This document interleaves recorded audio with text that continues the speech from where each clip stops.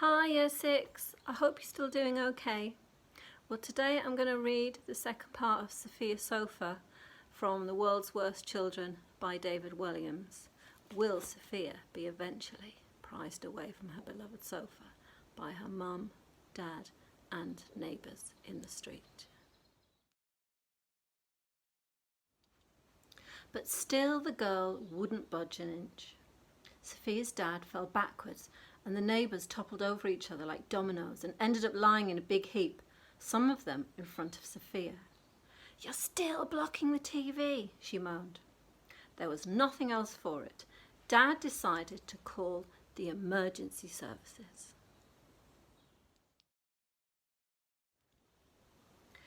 "What service do you require?" said the operator.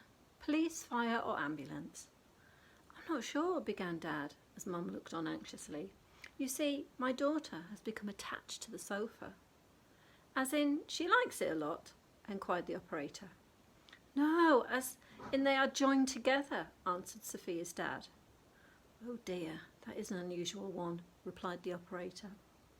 "We had a man the other day whose bottom had become jammed in a bucket, and a lady whose head had become lodged in a melon, but we've never had anyone wedged in a sofa. I could send the fire brigade to cut her out." That seems a bit drastic," said Dad. "Keep it down, I is watching TV," shouted Sophia. "What was that?" asked the operator. "Nothing," whispered Dad. "Just my lovely daughter, the one who is half girl, half sofa." "Oh." The operator thought for a moment. "I could send the police to arrest somebody." "Who?" asked Dad. "The sofa?" Sophia's dad pondered this. "No, the sofa hasn't done anything wrong and we rather like it." And Mum nodded her head in agreement. "How about an ambulance? They can take your daughter to the hospital and perhaps a surgeon can perform an operation to separate her from the sofa." Yes, that's a super idea," replied Dad. "Please send an ambulance right away, thank you." "Nee-no, nee-no, nee-no." The ambulance arrived in minutes, but there was a problem. Being half girl, half sofa, Sophia's sofa was too large to fit through the front door. So the ambulance driver called for a crane with a gigantic wrecking ball to help. Less than an hour later, the giant crane swung its heavy metal ball at the front of Sophia's terraced house. Bash! The wall smashed to pieces. As a cloud of dust enveloped everybody in the street, still Sophia sat watching her beloved television.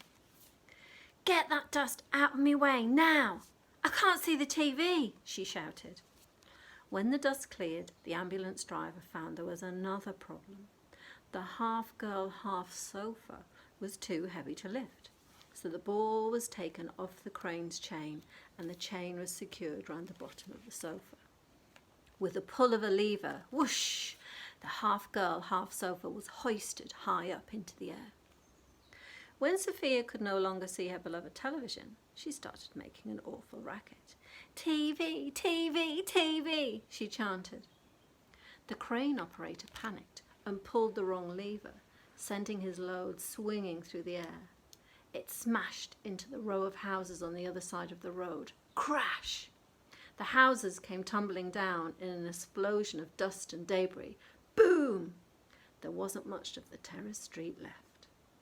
Not that Sophia cared. All she cared about was watching television. When the noise of falling brickwork and the screams of innocent bystanders had subsided, all that could be heard was the girl chanting loudly, "TV, TV, TV, TV." As quickly as she could, the ambulance driver opened the back doors of her vehicle.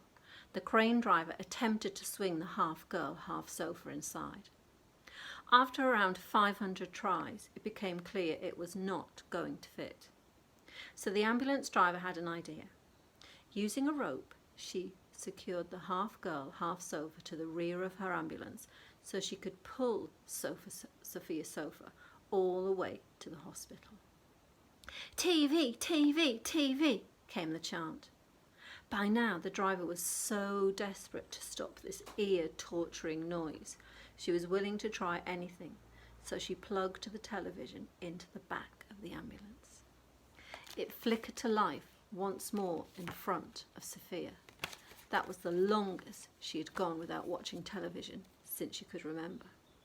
The TV had been off for a whole minute, and she was relieved it was back on again. The ambulance driver drove off as slowly and gently as possible. The girl's parents sat up front in the cab as their daughter and the television trailed behind. The half girl, half sofa seemed happy enough as she trundled along in the direction of the hospital.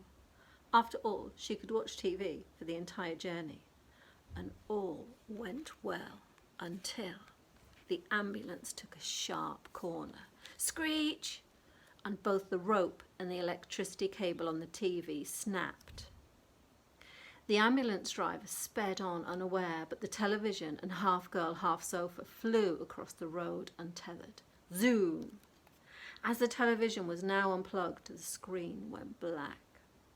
Sofia began chanting wildly, "TV, TV, TV!" But as luck would have it, at that very moment, the half girl, half sofa bashed straight through the window of a television shop. Smash! Sofia Sofa flew through the air and landed inside a giant screen television. Shatter! Instantly she became wedged within. Now Sofia's Sofa television was 1/3 girl, 1/3 sofa, and 1/3 television. Which is exactly what can happen when you watch too much TV. The end. So that's what happened to Sofia Sofa. So I'm just wondering, before I say goodbye, is there any of you guys who are watching too much TV? I hope not. Okay, till next time. Bye. Bye.